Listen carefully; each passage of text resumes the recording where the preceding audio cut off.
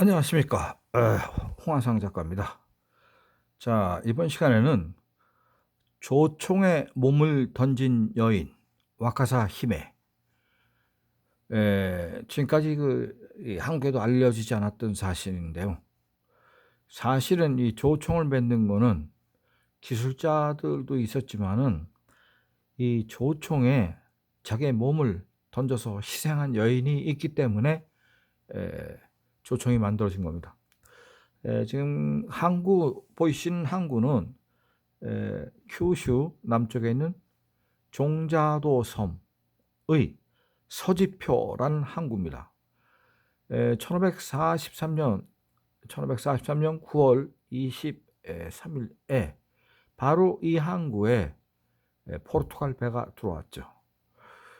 그래서 이 항구에 들어온 포르투갈 배가 난데없이 외국 배가 나타나니까 이 마을의 이 사람들이 놀라서 이제 출동을 하게 됩니다. 바로 이 배가 나타났죠. 그 당시 대항해 시대 때 쓰던 포르투갈의 범선입니다. 상당히 그 위형이 대단합니다. 이 배가 생각보다 규모가 상당히 커서 지금 700톤이라는 설이 있습니다. 이 당시 배 승무원이 100명이 좀 넘었습니다. 그러니까 포르투갈에서 여기까지 올 때는 이 한 척이 왔는데 대단한 먼 거리를 대체로 아프리카 희망봉을 돌아서 와 가지고 보통 이제 싱가포르 옆에 있는 말라카 해협을 통과해서 그쪽에 인도의 고아를 거쳐서 인제 싱가포르의 말라카 해협을 통과하면서 말라카 해협 옆에 있는 조호바르나 이런 데서 또 있다가 그다음에 인제 인도네시아를 거쳐서 그다음에 인제 필리핀을 거칠 수도 있고 안 거칠 수도 있고 그다음에 인제 일본에 이제 오게 되는 거죠. 가고시마 남쪽에 종자도 타네가시마에 오게 되는 겁니다. 자, 이 배가 도착을 해서 사람들이 나가 보니까 가고시마에 인제 그 사무라이들도 다 나갔죠. 이렇게 특이하게 생긴 사람들이 온 겁니다. 일본 사람들은 포르투갈 사람을 이때 처음 본 겁니다.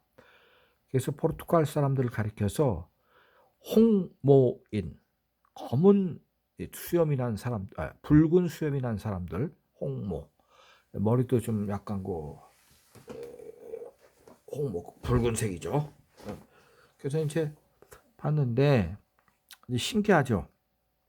다짜고짜 죽이는 게 아니죠. 왜냐하면 이 배에는 중국 사람인 왕직이라는 중국의 상인이 거상이 타고 있었습니다. 이 거상을 태웠다는 것은 왕직이라는 사람은 이미 일본에 와 있었고 이 사람은 때때로 외국하고 같이 자기네 그 본토에 를 습격하기도 했지만 또 사실은 중국의 산동성이나 이런 데하고 무역을 하던 또 상인이었습니다. 그러니까 그 왕직이라는 사람은 그 정체가 참 묘한 사람인데 때때로 외국, 중국 사람인데 외국어들하고 같이 이 해적질을 하기도 하고 또 이 세월이 좋을 때는 그 일본 상품을 중국에 갖다 팔고 중국의 상품을 일본에 갖다 파는 그런 또 무역상이었습니다. 이 사람은 나중에 처형됩니다. 그런 나쁜 짓을 했기 때문에 중국 당국으로부터 중국에서 그 사람을 처형해 버리죠. 자, 이 사람들이 내렸는데 막대기 같은 걸 이렇게 들고 있는 겁니다. 그래서 '아 저게 뭐냐?' 궁금하게 생각하고 있는데 총을 딱 쏘니까 예 소나무 가지가 그냥 부러져 버렸어요. 30m 전방에서 쐈는데. 결국은 거기서 이 총구에서 불이 번쩍 나면서 벼락치는 소리가 나더니 뭐가 그냥 날아갔는데 소나무 가지가 그냥 이 팔뚝보다도 훨씬 굵은 게 뚝 부러져 버린 겁니다. 여기서 일본 사람들이 놀란 겁니다. 자기네들은 칼밖에 없는 시절이었는데 자 그래서 신기하다. 이제 그때 바로 전래된 조총입니다. 그때 전래된 조총입니다. 이 사진은 오늘날 그 후에 만든 게 아니고 1543년에 바로 포르투갈 사람들이 갖고 왔던 그 조총 두 자루 중에 한 자루입니다. 그래서 이제 그때 이 조총을 본 일본 사람들이 놀래 가지고 이 보고를 했죠, 관아에다가. "이상한 물건이 하나 있는데 너무너무 충격적이다. 위력이 대단하다." 그러니까 이 보고를 들은 이제 사람이 바로 이 사람입니다. 가고시마의 성주의 사위죠. 이 사람은 이제 이름은 종자도 시효라고 합니다. 종자도 시효. 종자도 및 가고시마 번의 일부를 다스리던 성주입니다. 이 사람한테 이제 보고를 했습니다. 지금 이 사람도 한 손에는 조총을 들고 있잖아요. 그러니까 이 사람이 나온 겁니다. 그런 이상한 물건이 왔다고 하니까 뭐냐? 그러고 이제 이 사람들을 안내를 했죠. 안내를 해서 자기 이제 궁궐에 궁의 성에 데리고 와서 그 조총이라는 데서 설명을 듣습니다. 그러니까 이게 뭐 조총의 구조가 벌써 간단하지가 않아요. 이 당시에도 이게 뭐 하나의 과학이니까요. 아주 첨단 상품이죠. 그래서 이제 이 조총을 자기네들 설명을 듣고 나서 시범을 이제 보이는 거죠. 그 성주가 보니까 저거는 뭐 우리 사무라이들이 쓴 칼하고는 차원이 다른 거니까 저걸 사라. 그래서 이제 두 자루를 팔라고 간청을 해서 산 겁니다. 그 통역은 왕직이 다 했습니다. 왕직은 중국 사람이지만 일본어가 능통했고 일본에 벌써 거주한 지가 꽤 됐어요, 이미 그때. 왕직이 왜 포르투갈 상인들을 데리고 그 배에 태워서 포르투갈 배에 자기가 타서 같이 왔는가 하는 거는 상당한 미스테리가 있는데 왕직의 계산이 있었다는 설이 있습니다.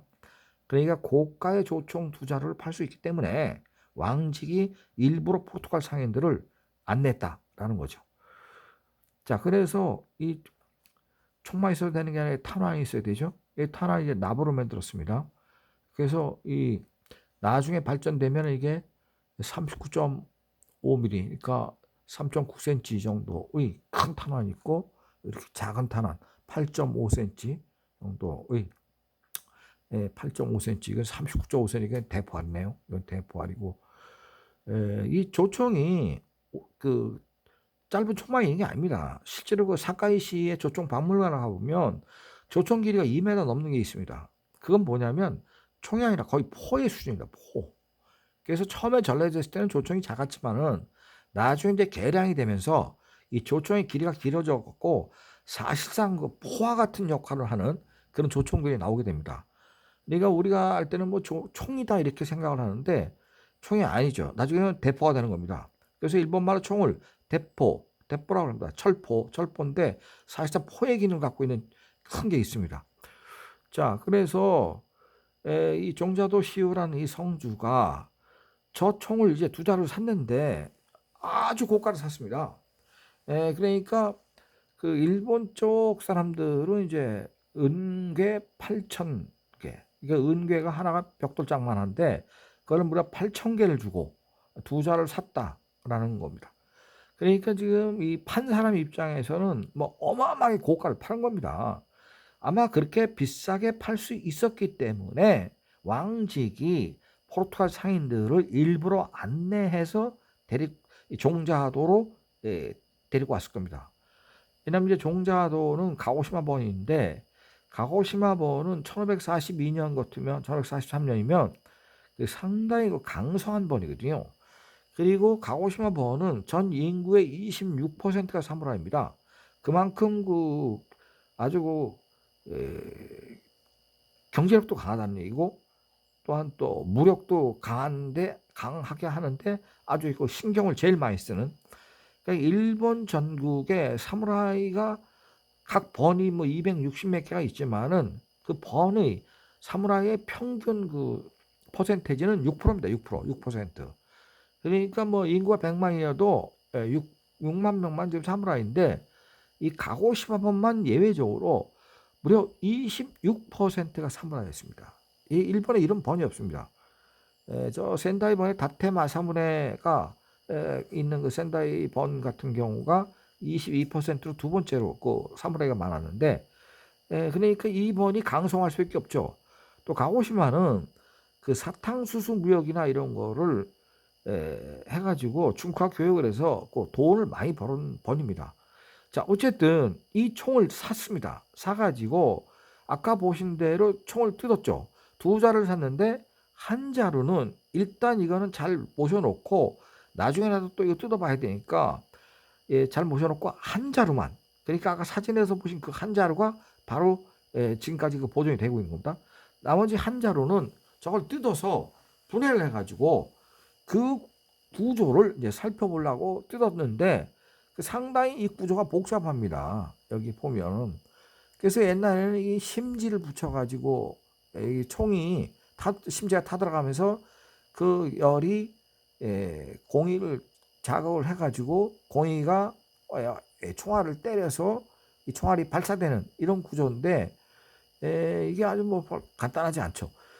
그래서 이걸 갖다가 이제 뜯어가지고 구조를 본 다음 이 종자도 시오가 성주가 이거를 갖다가 그 똑같이 만들 수 있는 카피할 수 있는 사람이 찾아라. 그래서 이제 대장쟁이를 찾았어요. 가고시마 시내에서. 그런데 가고시마의 대장쟁이들은 하다가 나가 떨어졌습니다. 왜냐하면 도저히 자기네들은 할 자신이 없는 거예요. 똑같이. 그래서 할 수 없이 종자도 시오가 그 일본 전국에서 이러한 가장 뛰어난 기술을 가진 대장쟁이를 찾았습니다. 찾아서 왔어요. 두 사람이 왔는데 한 사람은 조수고 한 사람은 이제 기술자인데 이 기술자 이름이 팔판금병이라는 사람입니다. 팔판금병위. 이 사람은 기후현 출신인데 옛날부터 그 사카이시가 그 금속을 제조할 수 있는 기술이 제일 발달한 도시였습니다. 그래서 그 사카이시에서 일을 하는 이 기술자를 스카우트를 했어요. 초청을 한 겁니다. 그래가지고 이 사람이 내려와서 그 구조를 뜯어본 다음에 한번 해보겠다고 해서 한 겁니다. 자, 그래서 아주 오래 걸렸습니다. 한 1년 가까이 걸렸는데 그래도 대단한 거죠. 1년 만에 그걸 똑같이 카피했다는 거는. 가까이 걸렸는데 일단 총을 다 만들고 난 다음에 총을 한번 쏴봤습니다. 쏴봤는데 결과는 어떻게 됐냐? 총 자체가 완전히 부서져 버렸어요. 총 자체가. 그러니까 실패한 겁니다. 카피에 실패한 거예요.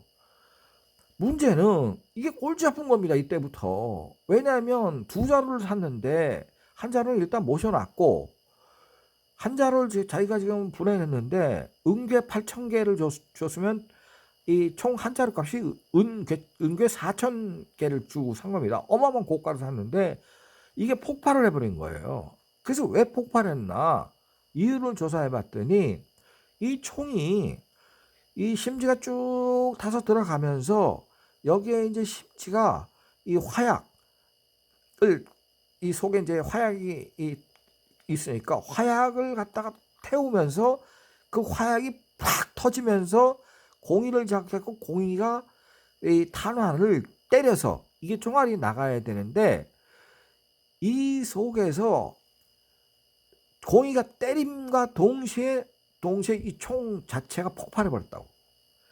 그 왜 폭발을 했냐면 이게 지금 나무로 만든 총신입니다. 그러면 이 옆에 지금 총열이 있어요. 총열이.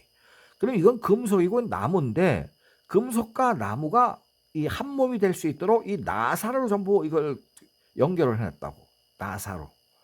나사로 연결했는데 이 팔판이라는 사람이 만든 이 나사는 힘이 너무 약해가지고 이 폭발의 강도를 견디지 못해서 이 속에서 그냥 터지면서 이게 다 날아가는 겁니다.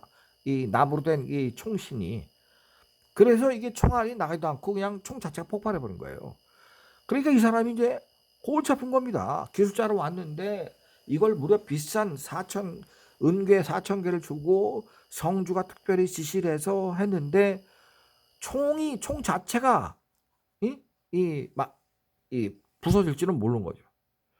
그러니까 자기가 그 원본을 가지고 이제 총을 쏜 모양인데 똑같이 만들어서 어쨌든 이게 총까지 이게 다 망가져 버린 겁니다. 예, 그래서 이 사람이 어떡하나 고민을 하고 있는 겁니다. 이 성주한테 어떻게 뭐 처벌을 받든지 뭐 해야 되는데, 예, 그래서 결국은 이 사람이 할 수 없이 뭐 처분만, 직결 처분만 기다리고 있는데, 자기 딸이 와카사 히메라는 자기 딸이 아버지가 잘못하면 죽게 생겼으니까 고민하다가 아버지한테 이렇게 얘기합니다.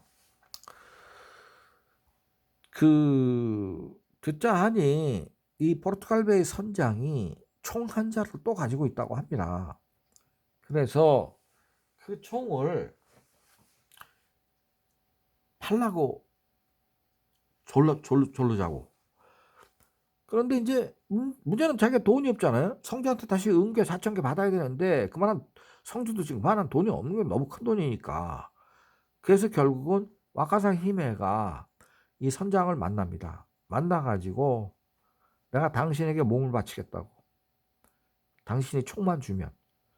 그리고 이 총에 지금 결합이 문제가 생겼는데 나사가 약해서 총심과 총열을 꽉 묶질 못하니까 그 나사에 대한 기술을 당신이 좀 가르쳐주면, 가르쳐줬으면 좋겠다고. 그래서 당신이 갖고 있는, 호신용으로 갖고 있는 총 한 자루가 있는데 이 총을 나한테 달라고. 대신 난 당신에게 시집가겠다. 몸을 바치겠다.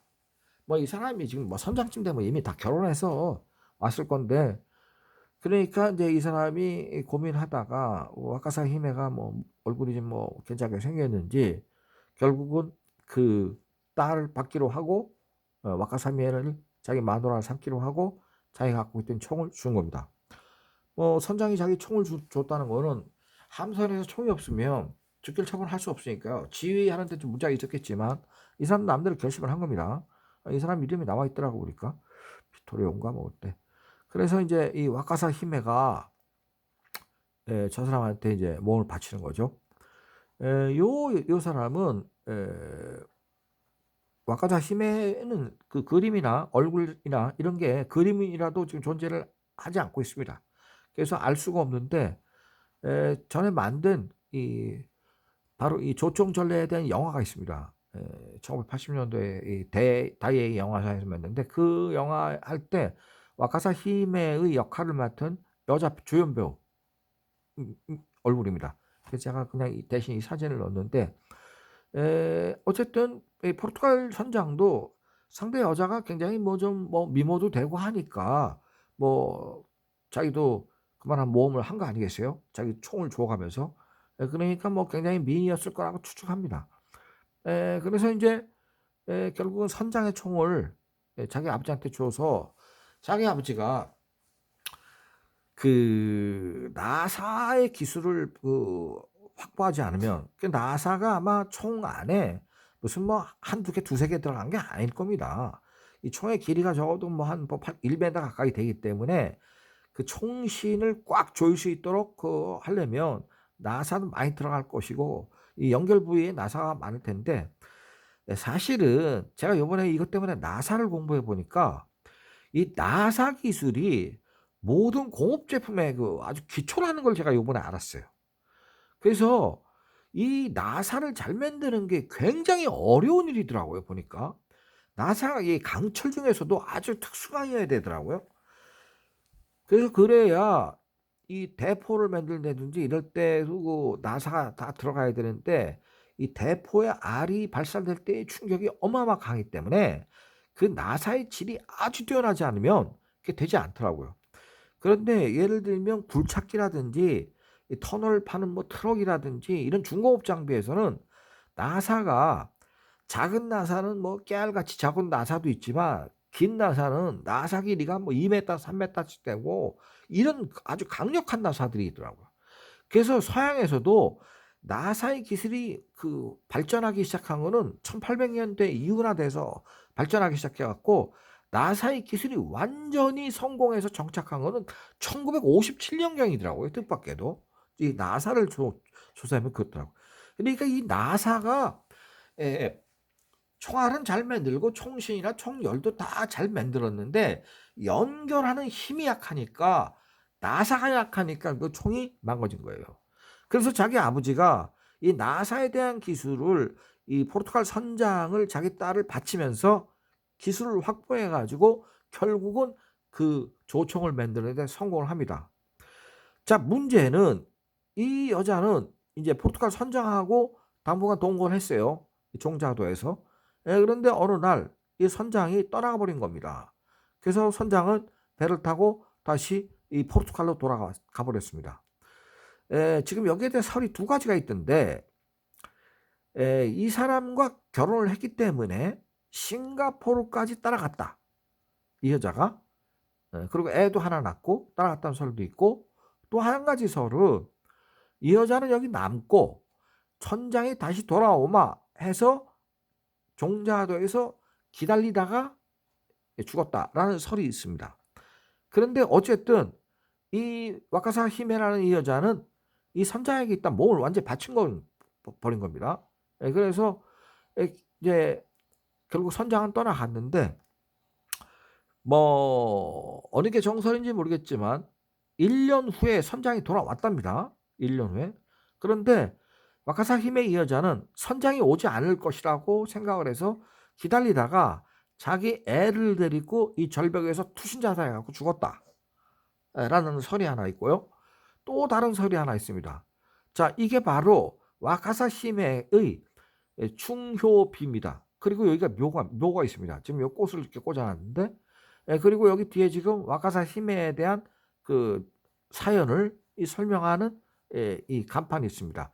간판의 내용을 보면요, 여기는 지금 와카사의 묘라고 되어 있습니다. 그 밑에가 지금 묘가 있고, 여기에 지금 조총 전래에 관계된 지금 이야기를 여기에 지금 써놨는데, 이 글씨가 너무 흐려서 뭐 저도 지금 잘 볼 수는 없는데, 보니까 와카사노 부친인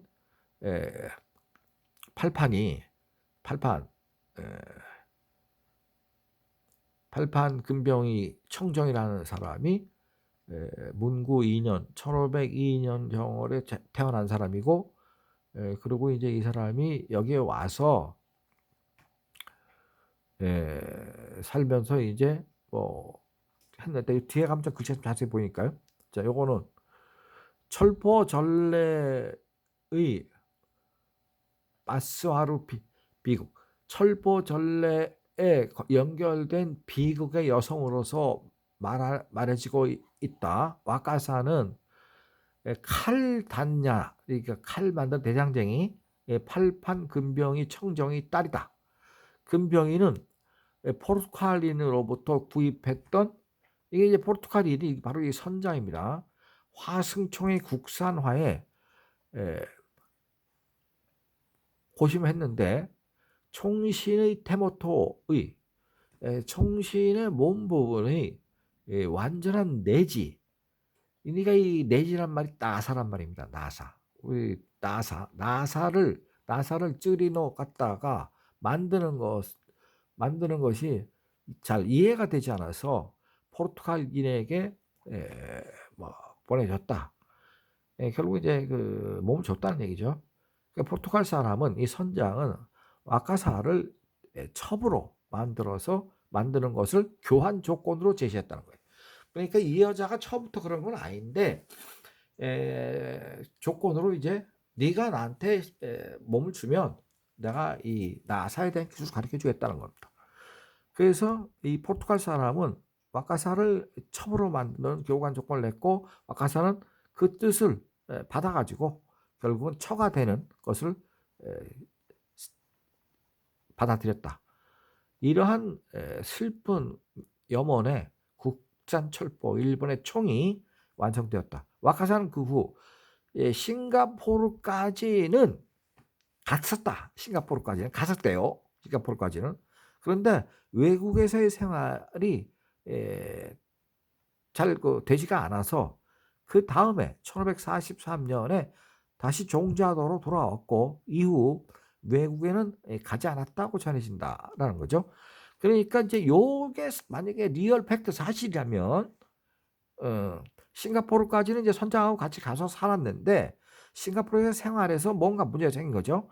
그러니까 제가 볼 때는 그 선장이 아마 기혼자였을 가능성이 높아요. 왜냐하면 자기가 진짜 결혼을 안 한 사람이었다면 본국인 포르투갈까지 데리고 가도 별 문제가 없었는데 본국에 처가 있고 하니까 복잡하니까 데려갈 수가 없었고 이제 싱가포르에 살림집을 차려주고 자기가 또 포르투갈 갔다가 오면서 또 싱가포르에 또 무역을 하러 또 선장으로서 배를 끌고 와야 되니까 아마 거기서 살림집을 찾아준 것 같은데 그 싱가포르에서 이제 이 와카사 히메가 자기가 그 여러 가지 정황을 보니까 거기 살 수 있는 그 분위기도 아니고 자기가 외국에서 그리고 이 남편 같은 이 남자도 그 갔다가 언제 올 수도 없고 하니 그러니까 다시 그냥 자기 고향으로 돌아왔다라는 거죠.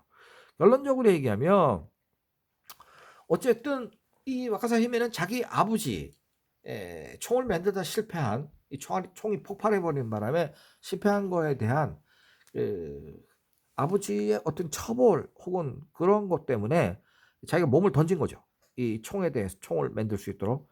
그래서 서양 사람들한테 줬는데 이 아까 그 이 영화를 보면 지금 이 여자가 이제 와카사 히메 역할을 맡은 주연인데 이 영화의 스토리는 어떻게 되어 있냐면 음 결국은 이 선장이 돌아오지는 않아서 자기 아기를 안고 그 종자도 섬에 있는 그 바닷가 절벽에 뛰어내려 자살했다고 또 영화는 돼 있어요.